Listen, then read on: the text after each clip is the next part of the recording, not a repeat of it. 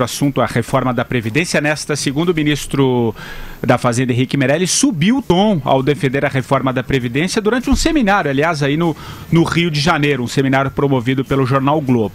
Meirelles disse que a reforma não é uma questão de opinião, mas sim uma necessidade. Ele reafirmou que se a reforma não avançar, a situação do país será insustentável daqui a alguns anos. Eu começo com você, Madureira.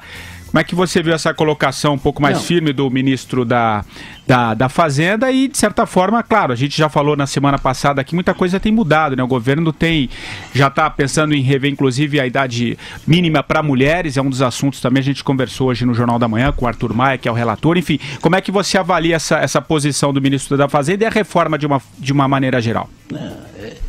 Eu acho que ele está certo, eu acho que ele tem que trabalhar para convencer a opinião pública da necessidade absoluta dessas reformas. Aliás, durante o fim de semana, nos jornais, não lembro exatamente qual, de todos que eu leio, não sei se foi a Folha ou o Estadão, mas as pesquisas já apontam que a opinião pública já começa a entender e incorporar a ideia da necessidade da reforma da Previdência, principalmente, além de outras reformas.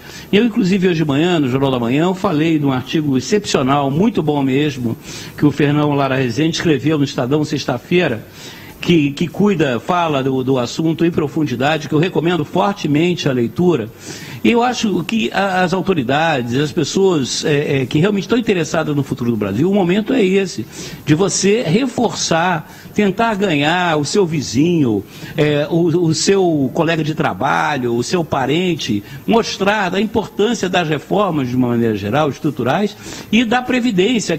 Aliás, a reforma da Previdência não é nenhuma escolha, né? Não é nenhuma cirurgia eletiva, é uma cirurgia de emergência que precisa ser feita o quanto antes, porque senão nós vamos pagar muito caro. Todos nós brasileiros vamos pagar muito caro por isso. Nota-se um empenho maior do governo, uma estamina maior do governo na defesa das reformas, porque tanto o presidente passou o fim de semana fazendo isso, assumiu pessoalmente isso, o relator está mais empenhado, está falando o que ele acha que deve ser feito, o que pode ser feito de concessão ou não. Disse aqui para nós no Jornal da Manhã hoje que a única coisa que falta ele fazer é a regra de transição, que para isso ele até contratou especialistas em matemática para chegar a um critério que seja razoável, e o ministro Henrique Meirelles, o ministro Diogo do Planejamento e o secretário da Previdência, os três juntos ali fazendo um corpo a corpo, explicando a reforma. Eu acho isso importante, principalmente para desmistificar algumas coisas. O Meirelles falou hoje, não vão ser os trabalhadores mais pobres os que mais vão sentir a reforma, esses já se aposentam mais tarde. Quem mais vai sentir é justamente o trabalhador de maior renda, que se aposentava mais cedo. Então isso já é uma desmistificação importante em relação ao discurso da esquerda e do PT, por exemplo.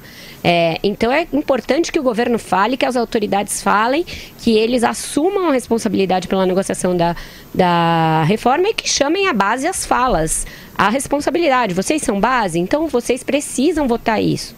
Se o país corre o risco de quebrar, se não for votado esse projeto, quem é da base tem de votar e sem cobrar cargo, sem cobrar emenda, tem que votar porque é assim que funciona um regime de democracia representativa. Você, André Azar. Eu sei que precisamos falar a respeito. Não estou, por favor, criticando a pauta, mas esse é o assunto mais chato Mas a gente já vai falar do Big Brother daqui a pouco. É chato, mas é importante. É chato, mas é importante, André. É claro que é importante, mas o meu ponto, Madu, é que nós estamos discutindo aqui e continuaremos discutindo nos próximos dias e até semanas, porque volta dia 18, vezes, uma reforma, meu caro Patrick Santos, inócua, que não é reforma por completo. Ela já não o era na proposta inicial. E já que nós falamos diariamente sobre isso, eu vou repetir diariamente o que eu digo. Ela não era já uma reforma capaz de resolver o problema.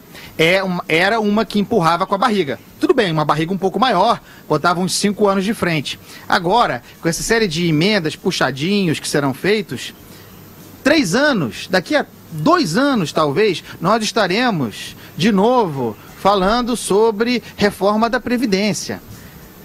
É chato, não se resolve o problema. Empurra com a barriga, diminui alguma coisa de despesa e tal.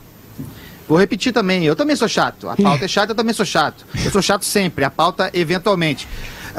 Não há solução para a Previdência a não ser migrá-la para um sistema privado. Há vários exemplos, inclusive em países grandes, como, por exemplo, a Austrália. Modelos muito interessantes. Precisamos estudar isso e debater no Brasil. Mas eminentemente privada? Só Boa. Unicamente privada? Unicamente privada. Ô Vera, você lembra aí sim, hein, Vera? Aí sim, uma regra de transição dificílima para ser montada, um processo longo de transição, a levar décadas, mas que precisa ser implementado. Não, porque... Mas aí também os fundos de pensão não podem entrar em compra de resort, em compra de Sete Brasil, claro esse tipo de coisa, né? Porque aí você paga uma previdência privada... Não, os fundos de pensão... Não, Isso, os fundos de pensão não vão servir de caixa para governo fazer política. Vai, Madu.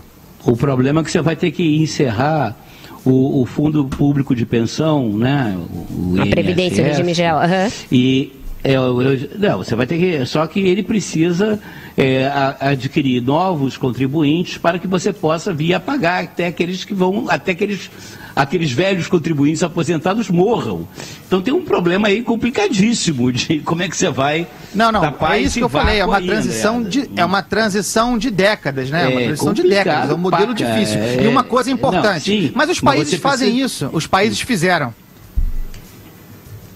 Porque, Madu, é o seguinte, também para deixar claro para o nosso ouvinte, que uma coisa é a Previdência, né? A garantia de que aqueles que contribuíram ao longo dos anos, uma vez que se aposentem ou que não possam trabalhar mais, tenham um dinheiro. Inclusive, a Previdência Privada faz com que garante que eles tenham, inclusive, aquilo com que eles contribuíram.